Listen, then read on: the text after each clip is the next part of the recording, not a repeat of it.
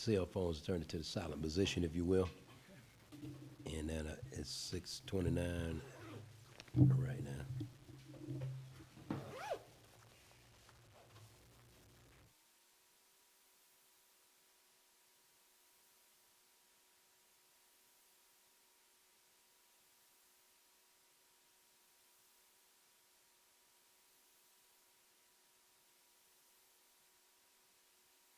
Yeah, 6:30 on the nose. At this time, we'll bring our meeting to order. Mr. James, would you please call the roll to the council?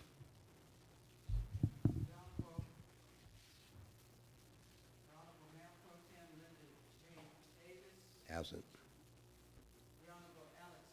Present. Present. Present. Absent. Thank you. Next, we'll, at this point, if everyone please stand. This is City Administrator, would you do the honors? Certainly. You would please bow. Father, we come before you as always grateful for the blessings of this another day. At this time, when so many hearts turn towards Thanksgiving, we honor you, Father, with Thanksgiving each and every day. We thank you for blessing this city and for allowing it to progress. We ask that you be with all of our elected officials as they move forward in leading our city. Be with all of our staff as they work to serve our residents. Be with all of our first responders, Lord, and protect them each and every time that they go out into the field. We ask you bless this meeting this evening, that everything that is discussed will be pleasing and acceptable in your sight.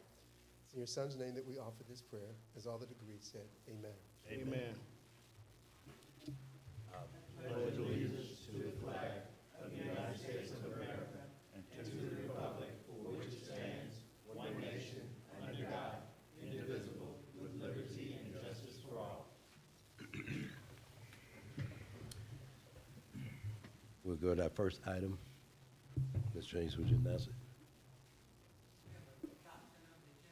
Oh, I'm sorry. Members of the council, you have a printed agenda before you. Can I entertain a motion to adopt the agenda? So moved. There's a second. Second. All in favor say aye. Aye. All opposed? That motion carries. First item is a resolution with respect to Downtown Development Authority of Fairburn refund funding bond.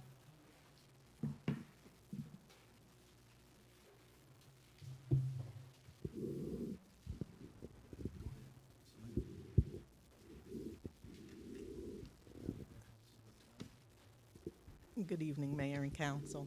Good evening. Good evening. The item before you is to approve a resolution of the city with respect to a revenue refunding bond of the Series 2017 Downtown Development Authority revenue refunding bonds. This is actually a partial refunding, and essentially we are moving debt service payments from years 2024 through 2027 to the back end of the bond term in order to free up revenues that would otherwise be used to pay debt service on the bonds. So those are principal and interest payments that are due each year.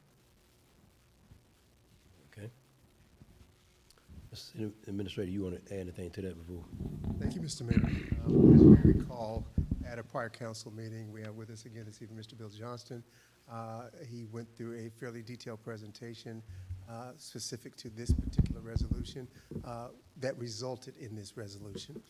This is an opportunity that will essentially allow us to realize savings over the next 4 years through the refunding of those 4 specific years. Again, it's a refunding of those 4 specific years that Ms. Noel just mentioned.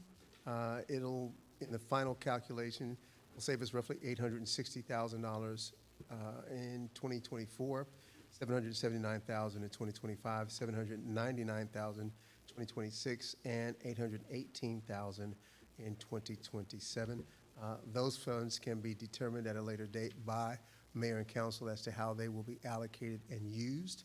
Our effort tonight through this resolution is to seek approval of the refunding that would create those savings and allow us to apply those at the direction of Mayor and Council. Members of council, you had, you had the item read before you from the city clerk and city attorney's office. Is there a motion? Mr. Mayor. Woo, okay. Can I read it with the amount so that when you make the motion, and it should be in an amount not to exceed $4 million and authorize an amendment to the project lease agreement? There's one other scrivener's error. Okay. Correct, and it should refer to the Series 2023 bonds, not 2017 bonds. Did I say 2020. 2017 bonds. The agenda has the name of the bonds as Series 2017 bonds, but it should be Series 2023. So can you do this, just read the item? Yeah. So this is request mayor and council to approve the resolution of the city of Fairburn with respect to Downtown Development Authority of Fairburn Revenue Refunding Bonds Educational Campus Project Series 2023 in the amount not to exceed $4 million and authorize an amendment to the project lease agreement. That's correct. Members of council, you heard the item read by the clerk. Is there a motion? So moved. Is there a second? Second. Any questions, comments by council? Yes, ma'am. Yes. Ms. Johnston, could you just, for the record, give us the market context today? Is it the same as it was when you presented? Was it 2 weeks ago, I believe it was? Well, it was And sometime back, yes. Yes.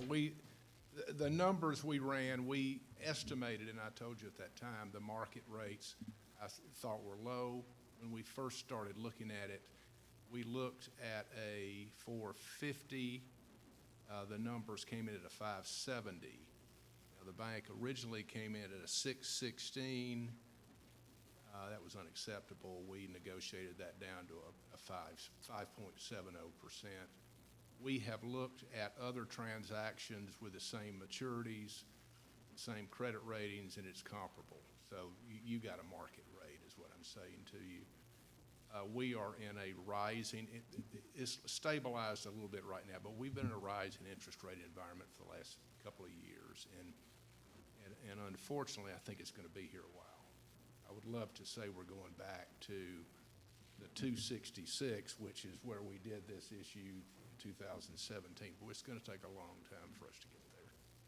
okay, But the rate we have on this bonds and received is the market rate. all right. And so, given that, then what is your projected timeline for the completion of this transaction that we will maintain that rate? I guess the question is, are we vulnerable with, okay, Very good question. No, this is a fixed rate. Those rates will not change. As I mentioned earlier, we are only refunding the next 4 years, upcoming 4 years, to get some debt service savings. A prior issue, which was at a 266, is also remaining fixed. So that's not changing. Rates will not change during the life of this transaction. As far as the closing, we have December the 21st, do we not, as a closing date to complete this transaction? okay. And then last question, if you can just restate the banking scenario that you described last meeting or last time when you presented this to us. The banking scenario in it, who is going to buy the bonds? Yes, so we're not going to market, but, Good question, Okay. good question. In this particular instance, the 2017 issue was placed with the bank because at that particular time, the interest rates with a bank placement were lower than market rates. In the instance now, that is still the case. We placed the bonds in 2017 with Ameris Bank. I discussed this with Ameris Bank and others. Ameris came back with the lowest bid, and so will continue to be, the new piece of debt will be placed with Ameris Bank, and it'll be a bank placement. okay. And then I said one last question before, but this is the last question. And that is, what is the end date for this refunding? We're refunding, moving things to the back end. Could you just state what's the end date? 2037. 37, all right. Okay, thank you. Thank you. Any other member of council have a question? I have a question. Go ahead, sir. I remember you saying, Mr. Johnson, that it was 4.5 to begin with. No, Now- that was, when we first started looking at this, it was in August, Right, and which was very much an estimate. right. I wanted it to be 4.5. Sure. Rates continued up. And by the time we've gotten it to market, it's a 570. Well, the reason I was asking that is, I was a mortgage banker myself for 17 years, and you add points, so you add discount points, you know, and so that can change the interest rate or coupon rate as you're adding those fees on there, and that's what I was wondering if that was the case from the. No, in this particular case, frankly, the issuance costs are quite low. Okay. Quite low. Okay. Bond counsel and us Yes. really haven't charged very much relative to what it would normally be. Okay. It's just too small a transaction Okay. All right, well, thank you so much. to price, to put too much in it, frankly, Right, okay, expense-wise. got it. Thank you, sir. Any other member of council that was a question? Seeing none, all in favor say aye. Aye. All opposed? That motion carries. Next item. The next item is a resolution to submit a proposed local act for the 2024 General Assembly, if it was spelled right, for the Public Facilities Authority.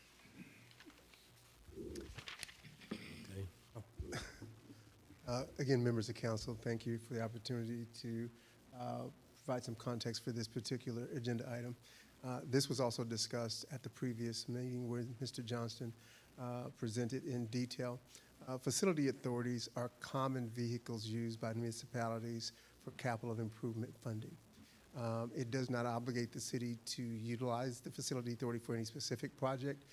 I would best frame this as being an additional tool in our financing toolbox, along with things like URA, GO bonds, the various things that we would consider for some of the aspirational projects that we've previously discussed at some of our retreats and in our capital improvement plan. And we've talked about a public safety center. We've talked about a multipurpose center at Duncan Park. We've talked about completing the Shell building at the campus. And so all of these major capital projects, at the time that the council decides to move forward, we need as many funding options available to the council as possible. Some of the local cities around us, Villa Rica and others, are commonly using these. It is a two-step process. I believe there's already been some preliminary discussions with one of our state representatives who's indicated he would be happy to sponsor this at the state legislative level. And in fact, I believe, and the mayor can help me out with this, but I believe he said this is pretty routine for them at the state legislature. It's pretty common practice. And so we are recommending approval of this facility authority to give us as many viable options to realize those capital plans and projects that are under consideration in the future. And as stated, I did have a conversation with our state representative, Derek Jackson, who said this is pretty routine. He's done it for several cities. I want to misquote him, but I thought he actually told me Union City as well as Fayetteville and several other cities, as he's actually brought this up, where he says it's pretty sweatless. So just want members of council to be aware of the conversation I've already had with him regarding this item. Members of council, you have before you the item that was read by the city clerk to submit a proposed local act for the 2024 General Assembly for the Facilities Authority. Is there a motion? So moved. Is there a second? Second. Okay. Any questions by council? Yes. Yes, ma'am. I guess, first of all, this is exclusively a financing vehicle. Is that correct? Yes. Okay. In my reading of the document, it talked about buying and selling of the properties. building facilities and of properties. And so I'm just a little confused by the need for another authority, and that we couldn't use as a vehicle the development authority to kind of do the same thing. Can you just help me clarify? Yes. Let me, I think y'all were considering a public facilities authority. When I met with your staff in August, we talked about it in great detail. This is something that I recommend to the vast majority of my clients.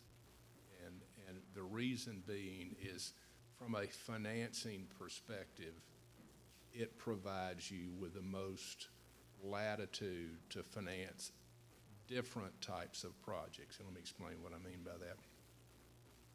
Downtown development authorities, industrial development authorities, and other types of authorities most often have very specific limitations on what they can finance. Industrial development authorities are for industrial properties. You can't finance governmental buildings in an industrial development authority. You need facilities or financing facilities that are much broader than that. And this provides you with a vehicle to do just that. I don't know the specific item you're talking about, buying and selling properties, but in some cases, that authority would need to hold title to some properties, but you still control it. But for legal purposes, that authority may need to hold title to some certain properties. I don't know the circumstance, but that's the reasoning for that. But public facilities authorities and building authorities are much broader in their scope in what they can finance. You can finance,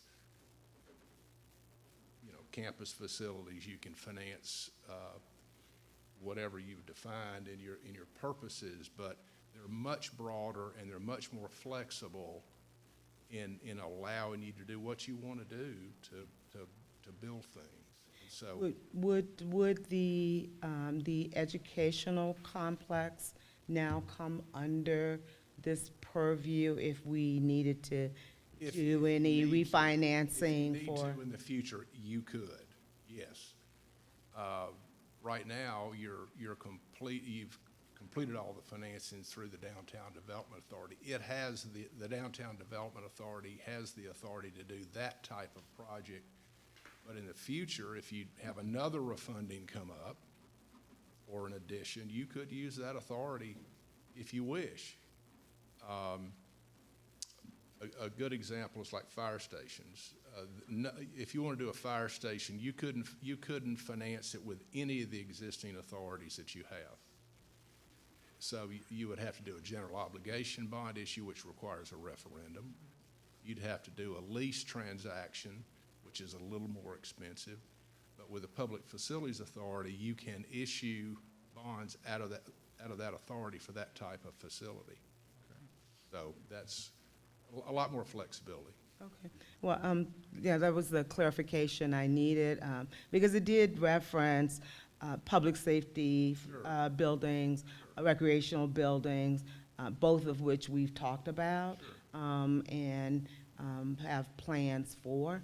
And so when we get to that point, then this is a vehicle we could use to, okay, great. Then my other question is about a legal responsibility for the whatever transactions there are under the authority.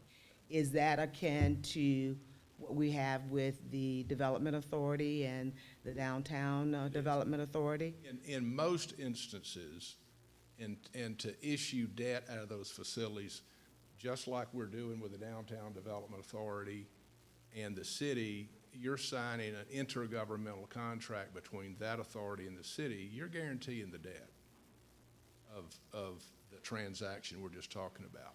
Which we currently do with the Development What Authority. you do anyway. Standard practice, right? With the Public Facilities Authority, the same sort of structure would exist. They would issue the bonds, you would guarantee the debt on the bonds. It is nothing more, you're responsible for it, make no mistake. You're in charge of it.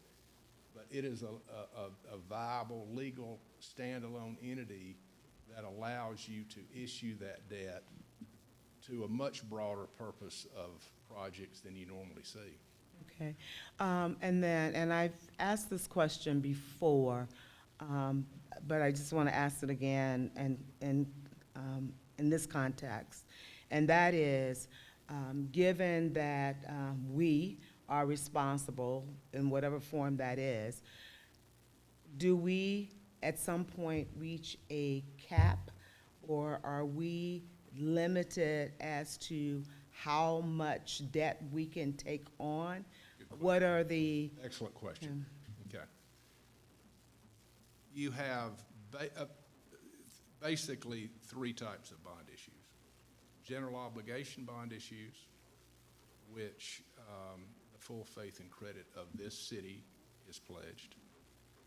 Revenue bond issues, water and wastewater, electric, gas, and these authorities like you're looking at now, and a lease transaction. Okay. General obligation bond issues do have a limit, require a referendum. There is a 10% limitation on the net assessed property value within this city. Okay. The revenue bonds that would be issued out of the Downtown Development Authority or any public facilities authority do not count against that 10% limit. Okay, so Can I ask a question? I think it may actually might add to what she just asked. And put it another way, is there, when you buy residential property, they talk about debt to income ratio. At a certain point, a certain number says that you're not, can't be loaned any more money. there are going to be credit And I limits. use that as an example. I think it's kind That's of, perfect, that's perfect. I mean, there are going to be natural credit limits based on who's loaning you money. Okay, they're going to say, you got enough debt, it's going to be too expensive, and you won't issue debt. But from a legal perspective, it is 10% of your net property value that you're limited to issue general obligation bonds. Those are the state rules under the state constitution. But the Public Facilities Authority, those rules don't apply to.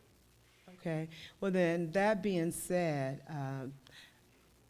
let's take our, the educational complex, which was a revenue bond issuance, which was guaranteed based on the revenue we would generate from leasing out the educational complex. Well, we have not been successful in leasing 100%. Right. Or generating all of the revenue that was needed to meet the obligations. We, the city, on the general obligation side, property tax side, had to pay for that. Okay, so help me Okay. to untangle that. Sure. In circumstance, of intergovernmental contract financing in this state is not unusual at all. In the circumstance of the campus center, revenue bonds were issued through the Downtown Development Authority. The primary security is an intergovernmental contract or lease, in this case, between that authority and the city.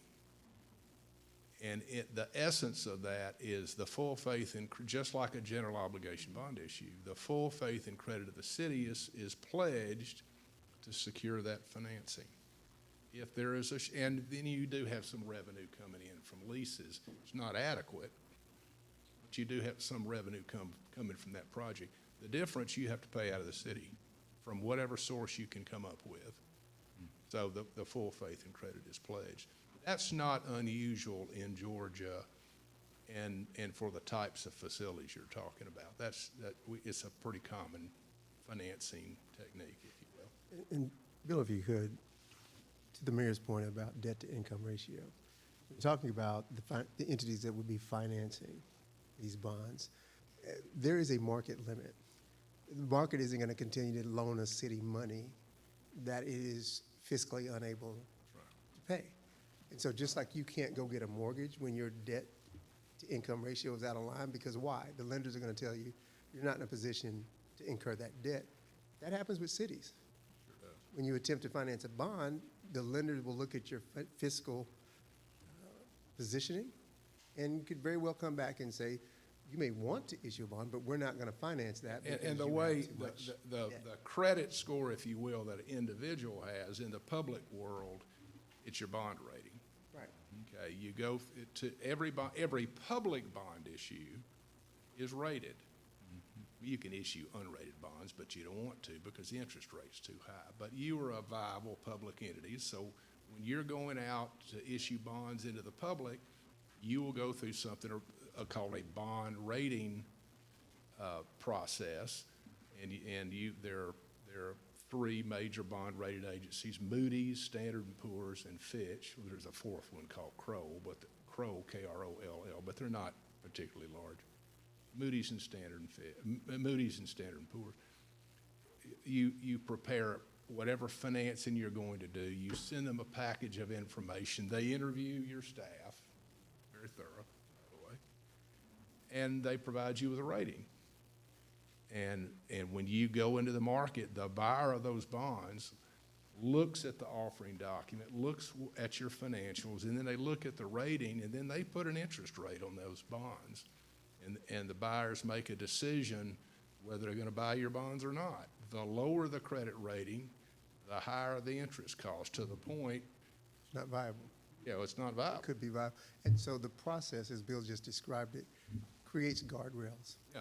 The idea that these facility authorities could run amok and just start issuing all of this debt that the city couldn't cover, that process he described is what prevents that from happening. And it also you provide the other guardrail as elected officials. right, because it has to come by city council. And the other thing is, it speaks to our overall fiscal management skill, because that bond rating isn't just about the bond issue that you're trying to get done at that time. It's about how we manage the city's finances year-round, year over year, and why we go through the deliberate process we do when we create our budgets, why we ensure that we have a balanced budget, why we operate within our means, and all of those things, as you know, ultimately play into that. And so this is a tool, but it's not an open season tool where this authority could be issuing debt. First of all, ultimately, the authority rests with the council. But it is an option that allows us to not only talk and consider the things that this council has already had discussions about, but it also is a better vehicle because it's broader than the development authority for unanticipated needs that we know will likely come, that we don't know about today, and could come up in the future in a growing city like Fairburn. And so this gives us that option, but it does have inherent to the process some guardrails that will ensure that we continue to be financially sound. And I can add, can I add one other thing too? This government has in place, thanks to the executive branch right now, and some of the bigger, when I say bigger governments, if you look at the city of Atlanta's city council meetings or Fulton County government, the very question they'll ask right before they make any kind of financial investment or policy, they'll turn around and ask the finance director, point blank, is this your recommendation to move forward, yeah or nay, point blank. In this case, we're one of the few cities that actually have the credibility in that position that very question will be asked actually before the city manager even recommends anything to this council, so. Every time. Yes, I do know that, and I do appreciate the skills and expertise that we have, both from bond attorneys, the finance department, our city administrator, and this body as a whole. But it is our fiduciary responsibility to make sure that we have asked these questions. Yes, ma'am. Yes, ma'am. So that we are clear, because, that's what I talk about all the time. Let's be clear about what we are intending to do. And then we have no problems down the road, because we've discussed it, and we said, yes, we accept that, and we want to do it this way. That is the motivation for this line of questioning, if you will. So I do appreciate that. And then just one last question then. Given the flexibility of this authority, is the market audience different than any of the other authority or financing projects that we might be interested in? Meaning, is there a broader market who might be interested in buying these bonds? Sure. And The answer about buyers, that's a good question. I think it probably will have a little bit broader audience, but let me back up before that, expand on that. What you're doing is most authorities have a limit as to what they can finance specifically. And if you come up with a different project that doesn't fit the project description in that authority, sometimes you're stuck. You don't have a vehicle to do a financing. What this Public Facilities Authority is, it's broad enough to cover just about everything you want to finance. Okay? So it makes it, from an operational point of view, easier to use, and quicker, thus less expensive. You're not trying to shoehorn this project over here into some other type of authority. It is more efficient and less costly. As far as the buyers go, it's probably about the same. I mean, what a buyer is looking at is your ability to repay. What's your rating? That's the first question out of their mouth. What's the rating? Second, what's the project? What's the amount? Where are they? That sort of thing. And so they'll go read the rating reports, and they're pretty thorough. Where are they located? How many people here? What are your financials? What's the project? What are the demographics here, economically, all that stuff. But the first question out of investors' mind is the rating, okay? Placements, they don't necessarily have a rating report, but they know where you are. They look at your financials in depth. And they know internally where you're stacking up, because they've got their own rating system, where you're going to fall in. Yep. So that's a guardrail. But the first question is what you're rating. Okay.